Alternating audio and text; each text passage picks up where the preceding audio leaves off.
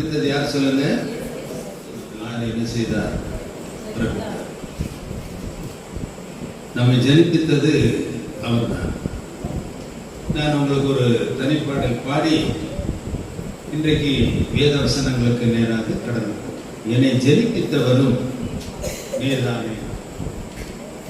அந்த பாட்டு எத்தனை பேருக்கு தெரியும் எனக்கு தெரியாது.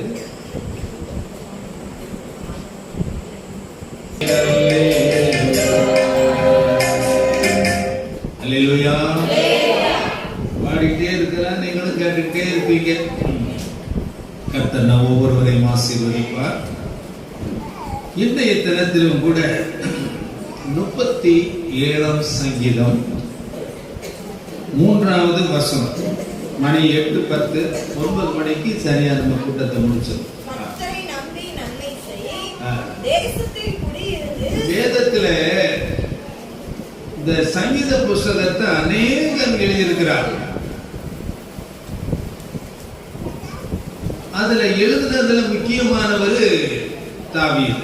ஒரு அல்லேலூயா சொல்லுங்க பாப்போம். ஆடு மேய்க்கிற தொழில் மிகவும் கஷ்டமான ஒரு தொழில். உங்க வீட்டுல 4 கோழி உங்களால மேய்க்க முடியலையே.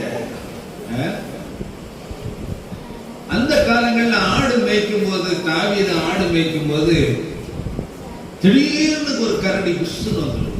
என்னது வரும்? நீங்க என்ன செய்வீங்க? அந்த இடத்துக்கே போக மாட்டேன், ஓடிவீங்க. நாயை பார்த்து ஓட்டதான் எனக்கு எல்லாம் தெரியும். திடீர்னு ஒரு சிங்கம் வந்துடும். தாவீது ராஜா என்ன செய்தாரு? சிங்கத்தை கண்டு ஓடினாரா? அதை கண்டு சிங்கம் ஓடிச்சு, அவரை கண்டு. இங்க வேதத்தில் வாசித்து பார்த்தீங்கன்னா அவ்வளவு மோசமான கஷ்டமான ஒரு தொழில் அந்த காலத்துல ஆடு மேய்த்த தொழில். அந்த தொழிலை தாவீது செய்துட்டு இருக்கும் போது ஆண்டவரால் அவர் தெரிந்து கொள்ளப்பட்டு ஆண்டவரால் அபிஷேகம் பண்ணப்பட்டார். ஒரு சமயம் சிங்கம் வந்தது, ஆட்டை பிடிச்சிட்டு போச்சு. உடனே இவர் அதுக்கு பின்னால போய் அதை கொன்று ஆட்டை என்ன செய்தாரு? மீட்டார் என்று சொல்லப்பட்டிருக்கிறது. அப்பொழுது அவரை தேவ ஆவியானவர் என்ன செய்தார்? நிரப்பினார்.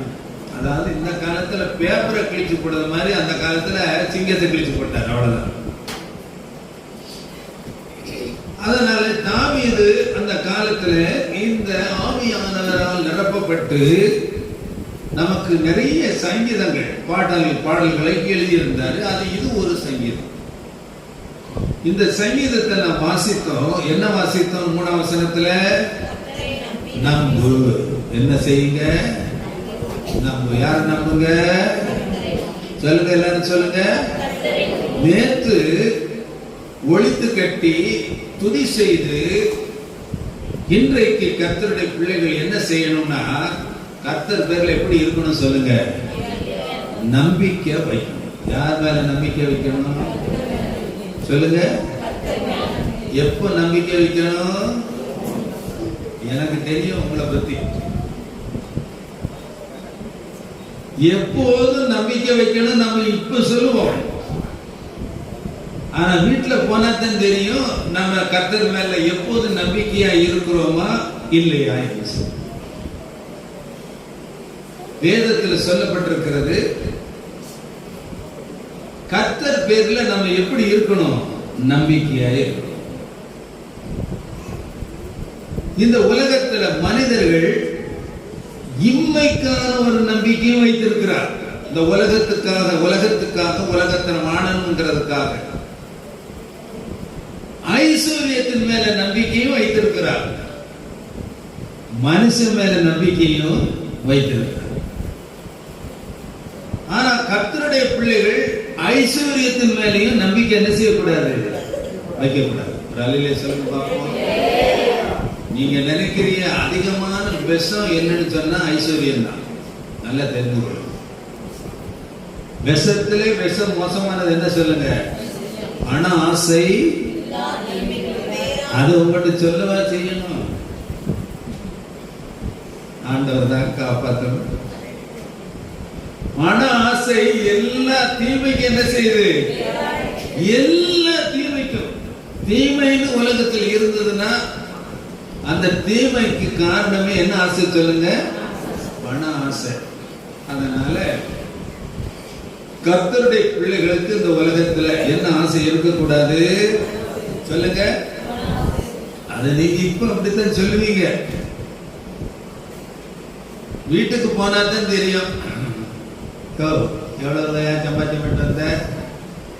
அதெல்லாம் இல்லம்மா, வீட்டை விட்டு வெளியே போய் முதல்ல அந்த பணம் அங்கதான் வேலை செய்யுது. இந்த உலகத்துல கர்த்தருடைய பிள்ளைகளை இருந்தாலும் சரி இல்லாட்டிலும் சரி கர்த்தருக்கு ஸ்தோத்திரம் செய்து நம்ம வாழ்க்கை என்ன செய்யணும் சொல்லுங்க?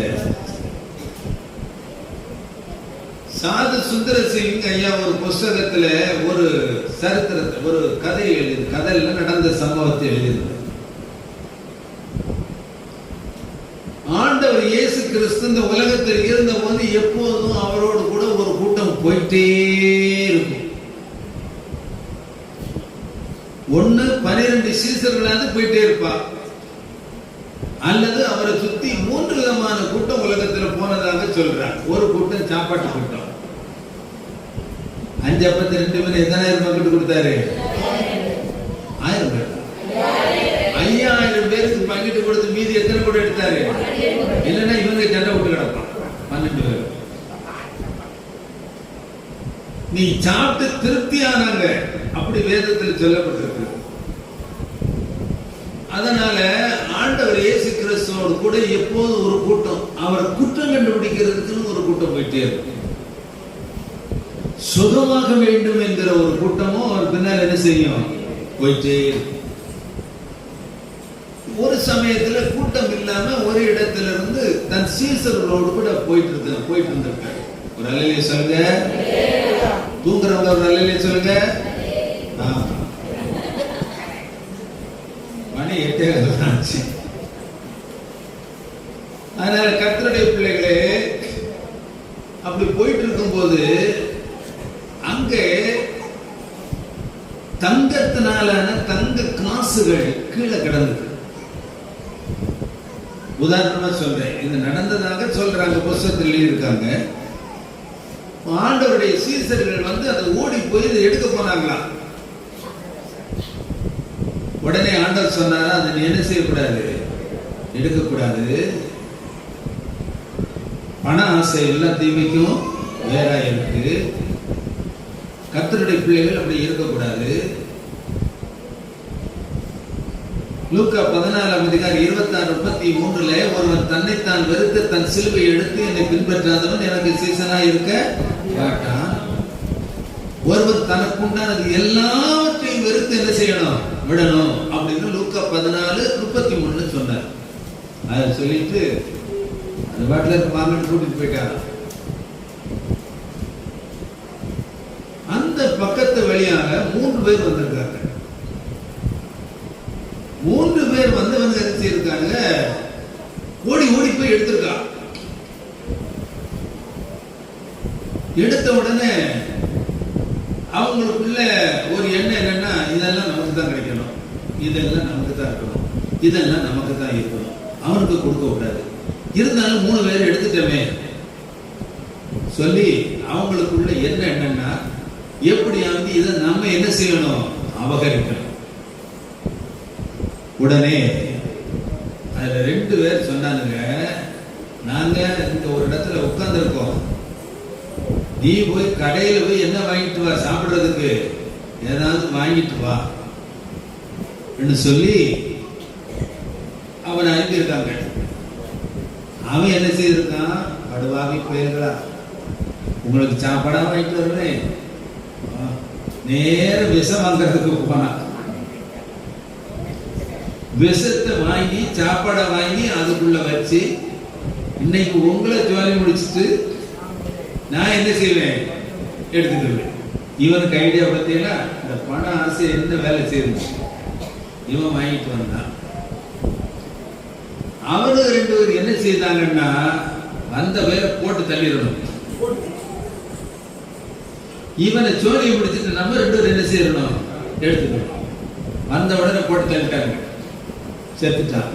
இவரு 2 பேரும் அவசர அவசரமா தின்னாங்க, இவரும் செத்துட்டான்.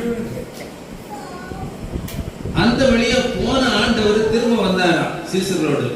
பாத்தியா, பண ஆசை எல்லா தீமைக்கும். இந்த உலகத்துல ஒரு மனிதனுக்கு செல்வம் வேணும், பணம் வேணும். ஆனா அதன் மேல நம்ம என்ன வைக்க கூடாது? ஆசை வைக்க கூடாது. அப்ப நம்ம யார் மேலதான் வைக்கணும் அப்படின்னா, ஏசப்பா மேலதான் நம்ம ஆசையெல்லாம் என்ன செய்யணும்? வைக்கணும். நம்ம நம்பிக்கை ஏசப்பா மேலதான் இருக்கணும். தலையிலே சொல்லுங்க பார்ப்போம். கரங்களை தட்டி கர்த்தர் தலையிலே சொல்லுங்க. சரி, உங்களுக்கு ஒரு கேள்வி கேட்க. என் இருதயம் முழுவதும் ஏசப்பா தான் நிறைஞ்சிருக்காரு, நான் அவரை தான் முழுசா நம்பி இருக்கேன், 100க்கு 100 அப்படின்னு சொன்னவங்க மாத்திரம் உங்க அன்புள்ள கையை கொஞ்சம் உயர்த்துங்க பார்ப்போம். எந்த தலையில இந்த கட்ட கையெல்லாம் உயர்த்தக்கூடாது. ஏசப்பா பார்த்துக்கிட்டு இருக்க. வேதத்துல சொல்லப்பட்டிருக்கிறது, அவருடைய பார்வைக்கு மறைவான சிருஷ்டி என்னது? உண்மையா நான் ஏசப்பா மட்டும்தான் 100க்கு 100 நான் நேசிக்க. என் வீட்டுக்காரர் போயக்கணும் நீ நேசிக்கல, என் பிள்ளைகளை நேசிக்கல, 100க்கு 100 ஏசப்பா. கை வைத்துங்க பார்ப்பேன் தைரியம். பின்னால ஒரு ஆளு கையை வைத்து ஏசப்பா தான் காப்பாற்றணும். கரங்களை தட்டி கர்த்தர் கதையில சொல்லுங்க. நடந்த ஒரு சம்பவத்தை உங்களுக்கு நான் ஞாபகப்படுத்துறேன். வட இந்தியாவில் நிறைய சிங்குமார்கள் என்ன செய்தான்? இயேசுவை ஏற்றுக்கொண்டார். அவங்க எல்லாம் என்ன செய்வாங்கன்னா, சிங்கெல்லாம் அந்த கூட்டங்கள் இயேசுவை ஏற்றுக்கொள்றது லேசான ஒரு காரியம் கிடையாது. அவங்க நல்ல முக்கிய சிறு வயசுல இருந்து வளர்த்து இப்படி ஒரு தொப்பி மாதிரி கட்டியிருப்பாங்க. பல விதமான வழிபாடுகள் உள்ளவங்க. அதுல ஒரு மனுஷன், ஒரு சிங்கம் என்ன செய்தார்னா, இயேசுவை ஏற்றுக்கொண்டார். ஒரு அல்லேலூயா சொல்லுங்க. யாரை ஏற்றுக்கொண்டா? சொல்லுங்க, யாரை ஏற்றுக்கொண்டா? அது அவ அப்பாவுக்கு பிடிக்கல, அவங்க வீட்டில் உள்ளவங்களுக்கு பிடிக்கல, சொல்ல போனா அந்த ஊரில் உள்ளவங்களுக்கே பிடிக்கல. யோ, உன் மகன் என்னையா இப்படி போறான், லூசு மாதிரி உன் மகன் எப்போ பார்த்தாலும் தோத்துறான், அல்லேலூயா தோத்துறான், அல்லேலூயா, என்னையா எப்படியாவது மாத்தியா? அந்த ஆள் மாத்துறதுக்கு எவ்வளவோ பிரயாசம் எடுத்து பார்த்தார். செத்தாலும் சாவன வழியை இயேசுவை விட்டு ஒரு நாள் என்ன செய்ய மாட்டேன் சொல்லிட்டார். ஒரு நாள் என்ன செய்தாரு? ஆவதும் பெண்ணாலே அழிவதும் பெண்ணாலே பொம்பளையை வச்சுதான் இவன் சோலை பிடிக்கணும். இவனுக்கு ஐடியா எங்க உயர் தப்பணும்.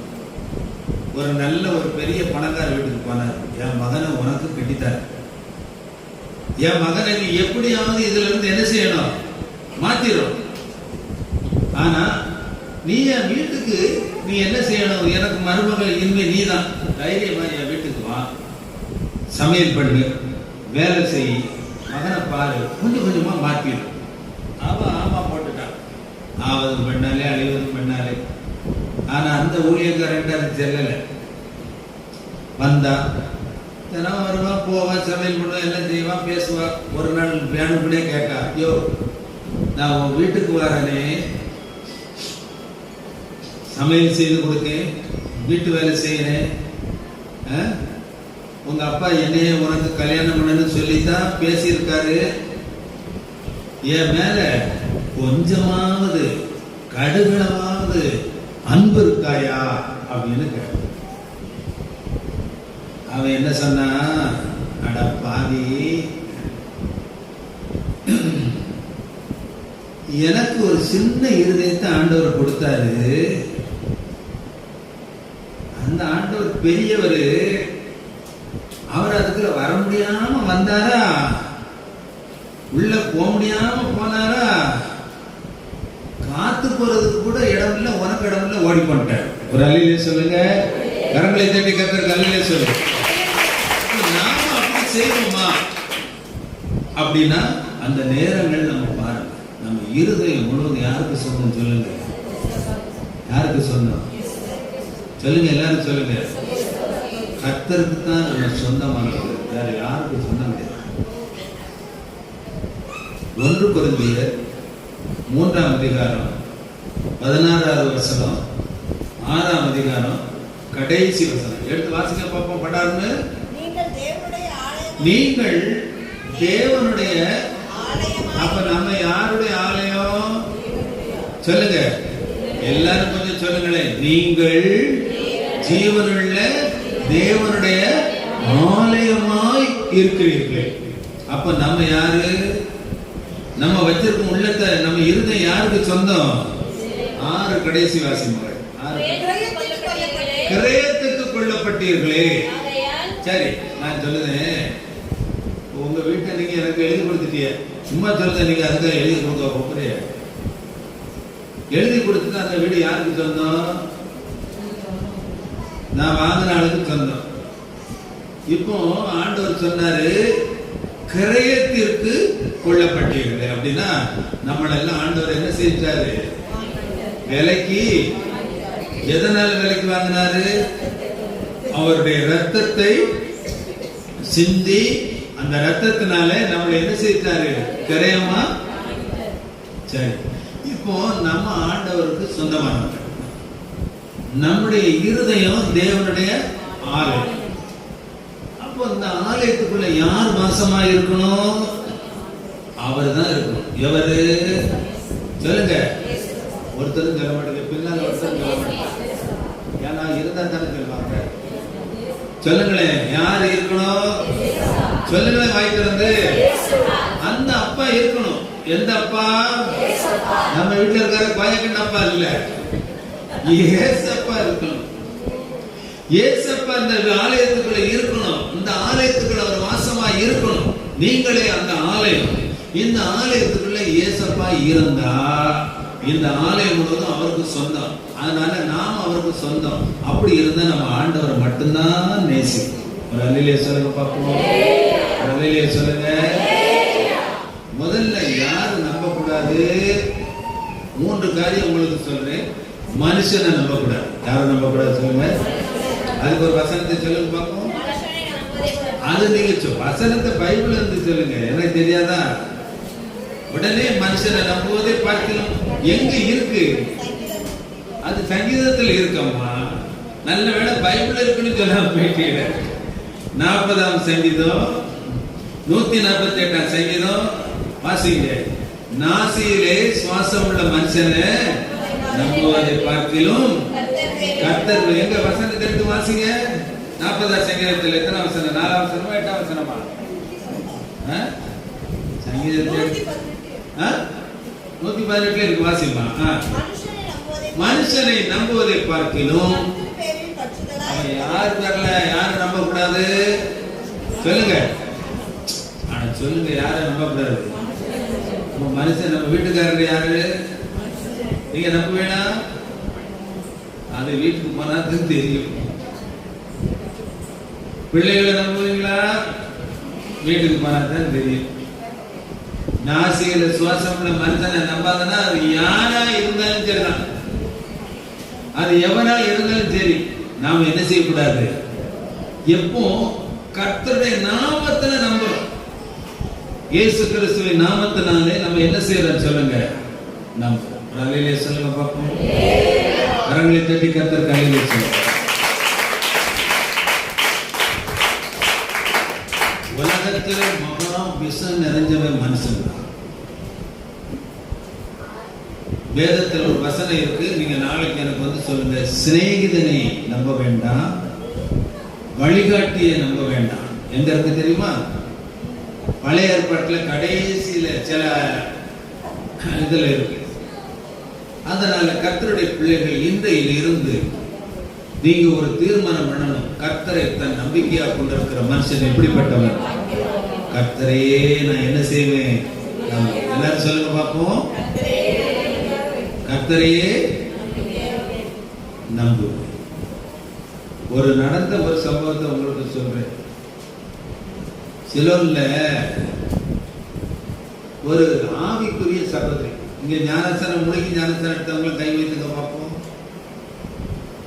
சரி, அதெல்லாம் வேண்டாம். மூழ்கி ஞானஸ்தானம் எடுக்காதவங்க கையை வைத்துங்க பார்ப்போம்.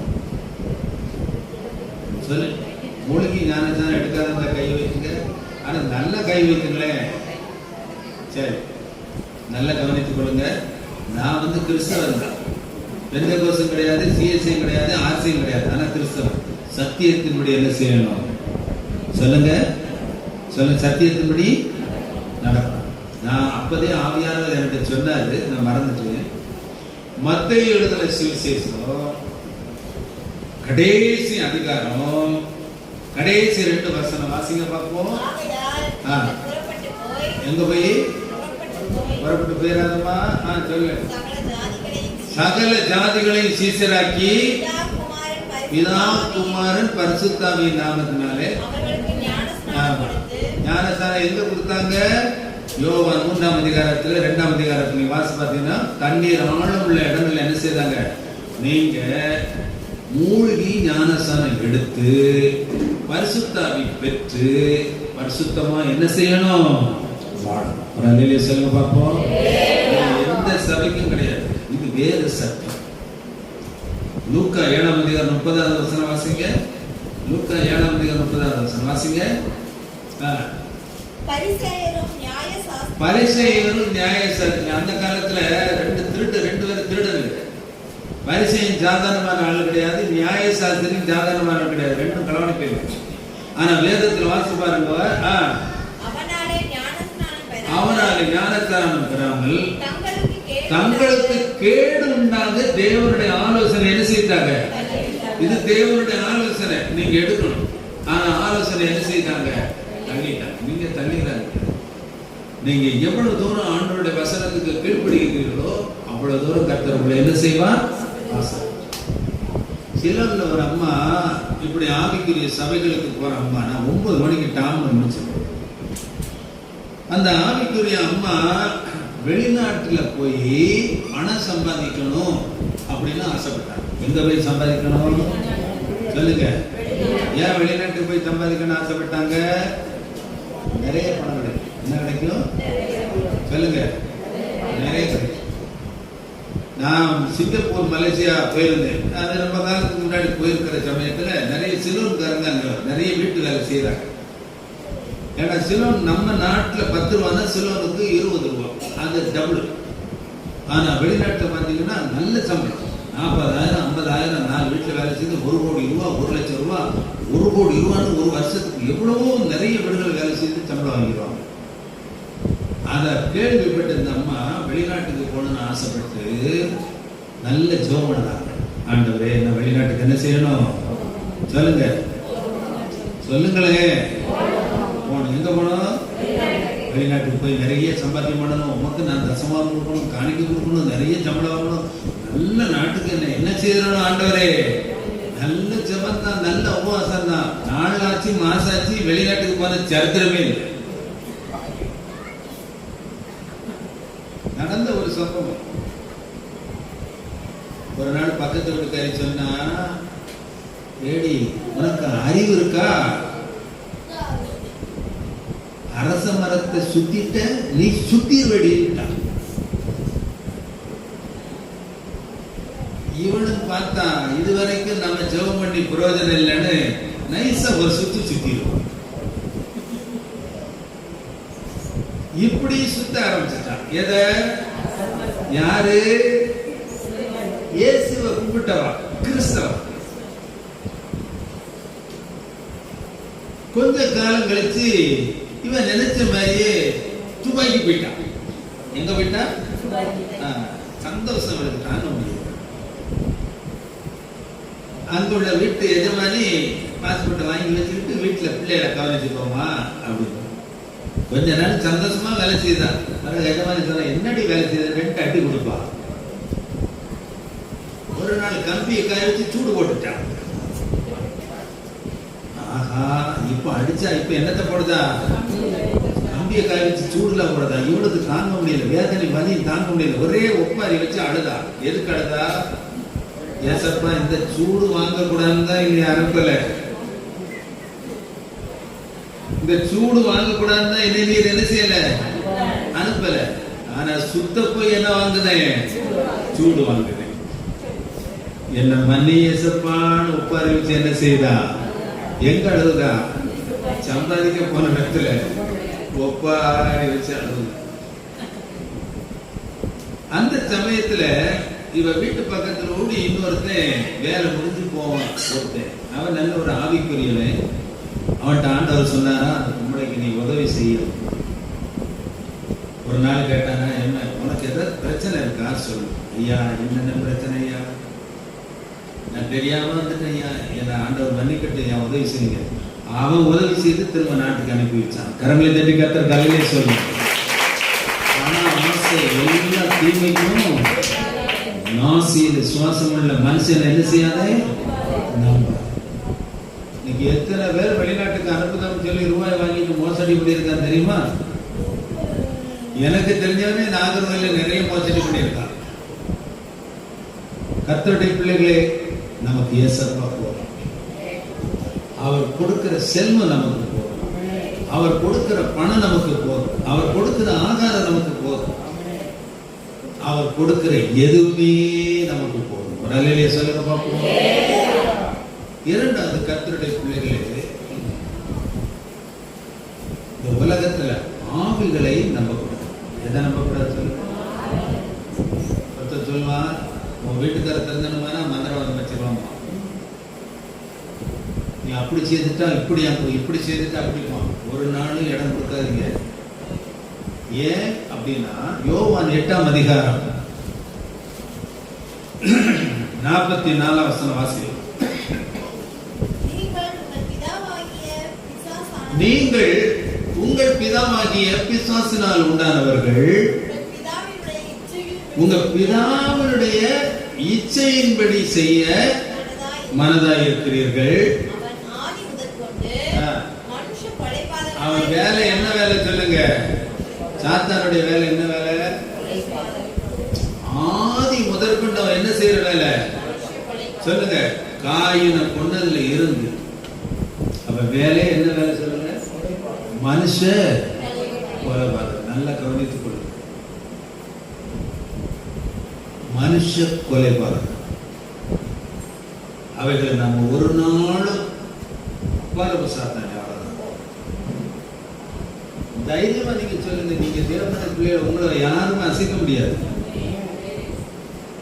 நீங்க ஆண்டவருக்கு நம்பிக்கை இருந்தா நீங்க தைரியமா சொல்லுங்க. அப்பால போ, உனக்கு எனக்கும் சம்பந்தம் இல்லை, ஒன்றும் செய்ய முடியாது. ஏன்னா நம்ம ராஜாதி ராஜா விட்ட பிள்ளைகள், நம்ம தேவாதி தேவனுடைய பிள்ளைகள். நம்மளை கண்டு அவன் நடுங்குவான். விசுவாசிகளும் விசுவாசித்து என்ன செய்கிறது? நடுங்குகிறது. நல்ல அருமையான ஒரு வேத வசனம் இருக்கு. ரோமர் கடைசி அதிகாரம் 20ஆவது வசனம் வாசிக்க பார்ப்போம். ரோமர் கடைசி அதிகாரம் 20ஆவது வசனம். சமாதானத்தின் தேவன் சீக்கிரமாய் சாத்தானை யார் காலுக்குள்ள? யார் காலுக்குள்ள? உங்க காலின் கீழ் வைத்து என்ன செய்வாரு? நசிக்கிறார். ஐயா, மூட்டை குச்சி நசுக்கிற மாதிரி நசுக்கி போடுறார். கர்த்தருடைய பிள்ளைகள், நீங்க எந்த காரணத்தை கொண்டும் நீங்க பயப்படவே கூடாது. தைரியமா இருக்கு. கர்த்தர் பெரிய காரியங்களை உங்களுக்கு செய்வார். கர்த்தரை தன் நம்பிக்கையாக கொண்டிருக்கிற மனுஷன் உலகத்தின் மேல நம்பிக்கை வைக்காதீங்க. யாக்கோபு 2ஆம் அதிகாரம் இல்ல 1 யோவான் 2ஆம் அதிகாரம் 15 வாசிப்போம், முடிப்போம். கர்த்தருடைய பிள்ளைகள், உலகத்திலும் உலகத்தில் உள்ளவைகளிலும் எதில் அன்பு கூறக்கூடாது சொல்லுங்க? உலகம்னா என்னது? நம்ம உட்கார்ந்து இருக்கிறது உலகம், அப்படிதானே சொல்லுவீங்க? சொல்லுங்களேன். இல்ல, பைபிள் அப்படி வாசி மகள். ஒருவன் உலகத்தில் அன்பு கொண்டால் அவரிடத்தில் பிதாவின் அன்பு இல்லை. ஏனெனில் மாம்சத்தின் இச்சை, கண்களின் இச்சை, ஜீவனத்தின் பெருமை, இதுதான் உலகத்தில் உள்ளது. எதெல்லாம் உலகத்தில் உள்ளது? மாம்சத்தின் நிச்சயம். இன்னைக்கு மாட்டுக்கறி சாப்பிடணுமா, இன்னைக்கு கோழிக்கறி சாப்பிடணுமா, ராத்திரி முழுவதும் கண்ணில் இருக்கும் நாளைக்கு சாப்பிட்றதுக்கு. நாளைக்கு ஞாயிற்றுக்கிழமை கண்களின் நிச்சை, மாம்சத்தின் நிச்சை. வேற என்னது? நான் யார் தெரியுமா? எனக்கு எத்தனை கார் இருக்கு தெரியுமா? என் பிள்ளைகள் என்னெல்லாம் இருக்கு தெரியுமா? ஜீவனத்தின் பெருமை, வாழ்க்கையில் பெருமை, இதெல்லாம் உலகத்தில் உள்ளது. இந்த உலகத்திலும் உலகத்தில் உள்ளவர்கள் என்ன கூறக்கூடாது சொல்லுங்க, என்ன செய்யக்கூடாது? அப்ப நம்ம என்ன கூறணும்? நம்ம என்ன கூறணும்? 1 யோவான் 4ஆம் அதிகாரம் 8ஆம் வசனம் வாசிக்க பார்ப்போம். அன்பில்லாதவன் தேவனை அறியான். தேவன் எப்படி இருக்கிறார் சொல்லுங்க? அன்பாகவே இருக்கிறார். கரங்களை தட்டி கர்த்தர் தலையிலே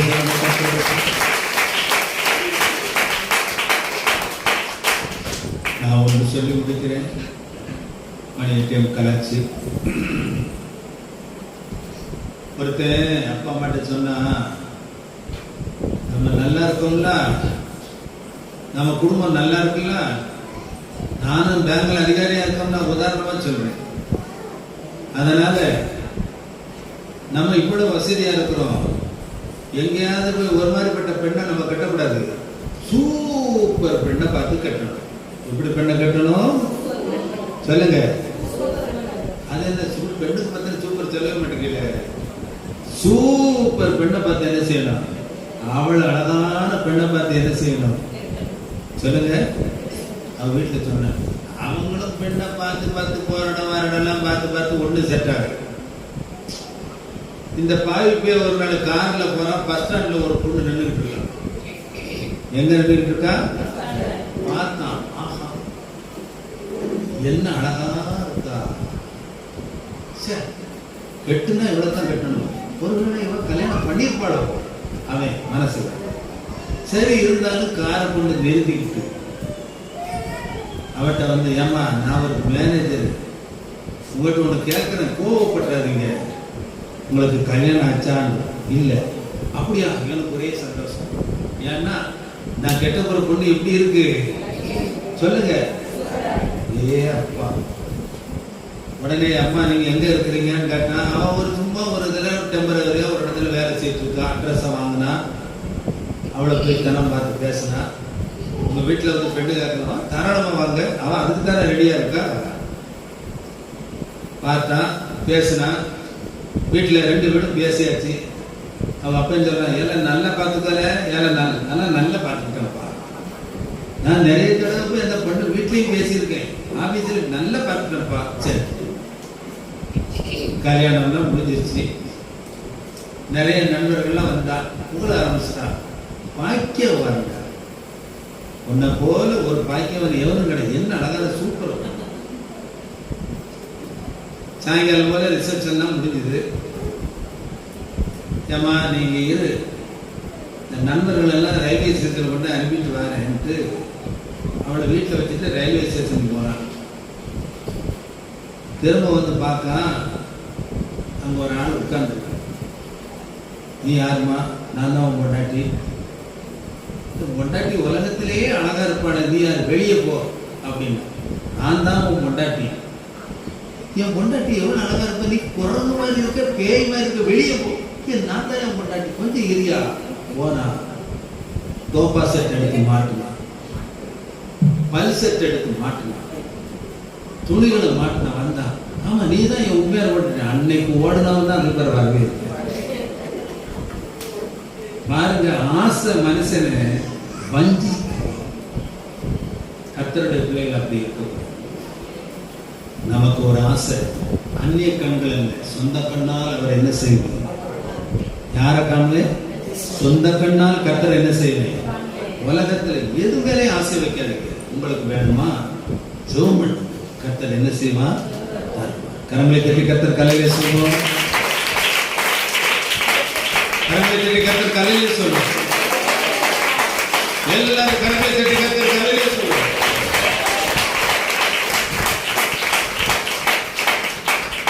நம்பு, கர்த்தர் மட்டும்.